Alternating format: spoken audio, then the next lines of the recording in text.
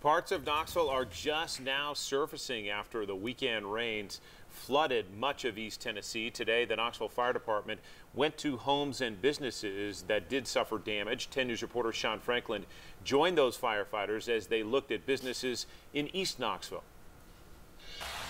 New Farmers Transportation here in East Knoxville is facing damage just like this, and it's the same damage that a lot of businesses are facing in East Tennessee because of the flooding.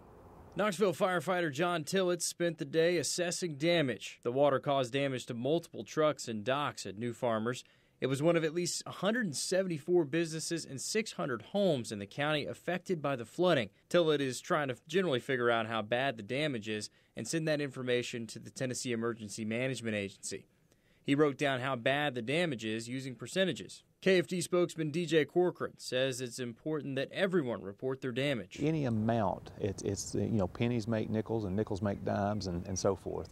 So any little bit of damage, we recommend that they call 311, and then we can take those totals and then add that to the overall total. The threshold for damage in Knox County is $1.6 million, and state damage is $9 million.